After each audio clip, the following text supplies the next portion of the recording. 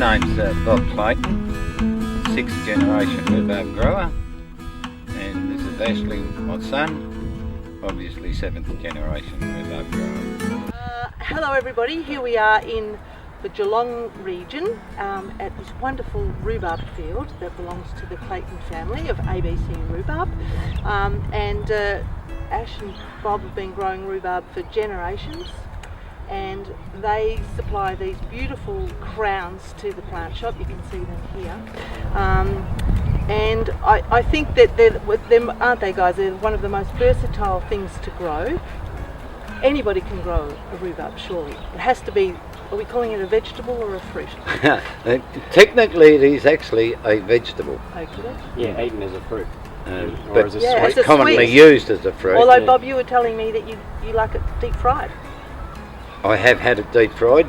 Got our ruby red that Dad's got on the other, ruby red here I've got, and our Victorian on the other side. As I said, they're still both common as a red variety. The difference in these two varieties with two different names, being Victorian and ruby red, is the Victorian that Dad's got is probably a better red rhubarb in the summertime. It's a much more productive rhubarb. It grows a lot more stalks. It's a really good versatile one for the home gardener.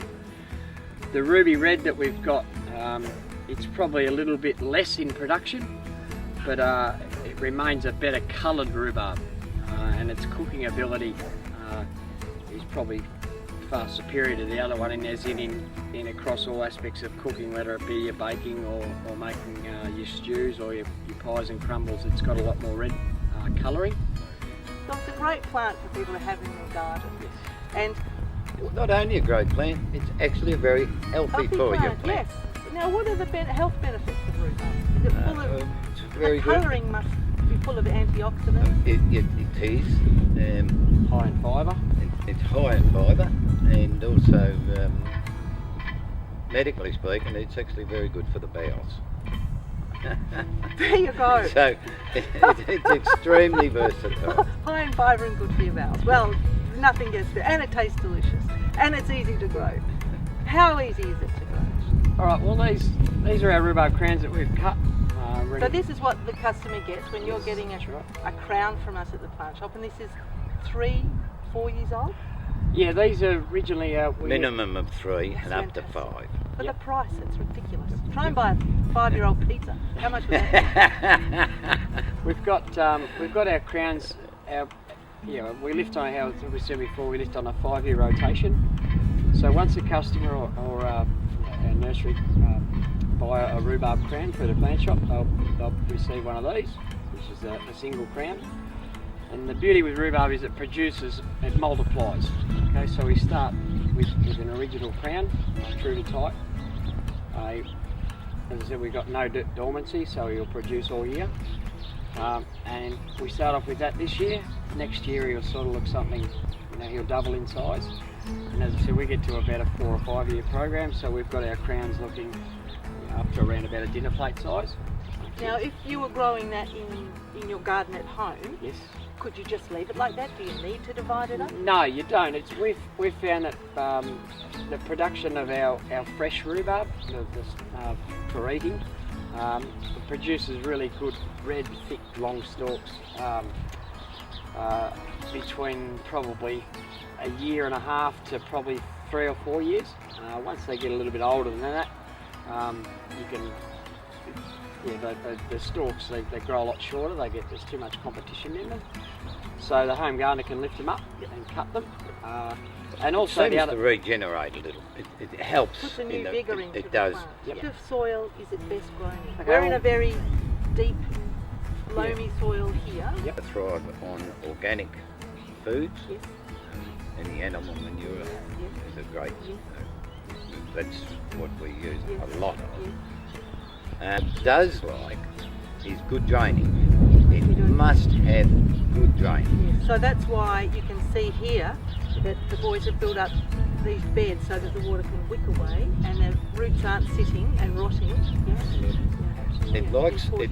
It does like good drainage, but it also needs good moisture.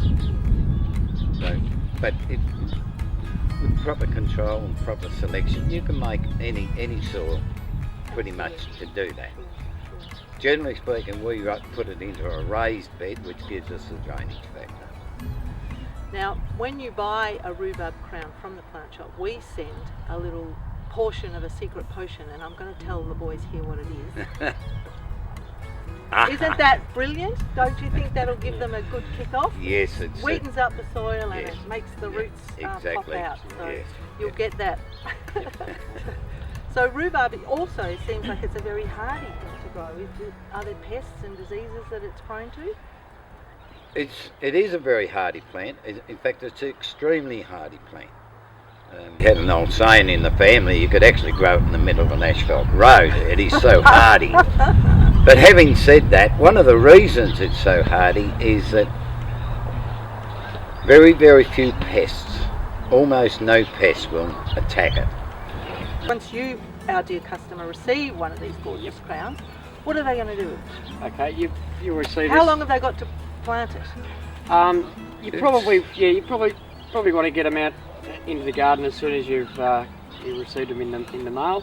Garden bed, we like to tell the gardener to pull the dirt up in a bit of a mound so he gets his drainage, and that way for the first few waterings, the crown, if the crown happens to sit in wet, cold ground, they can actually rot.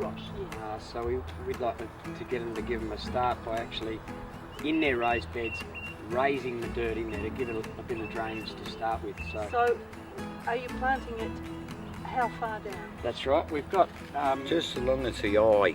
Yep. Okay, now crown. the eye is what we're calling where the new That's tips right. are coming out. That's Yeah. right. We need to keep the eye approximately 25, 30 millimetres Yep. above ground level. Yeah. So that's almost on that plant. It's at, That's almost, about right. Yeah. Absolutely. Yeah. About there.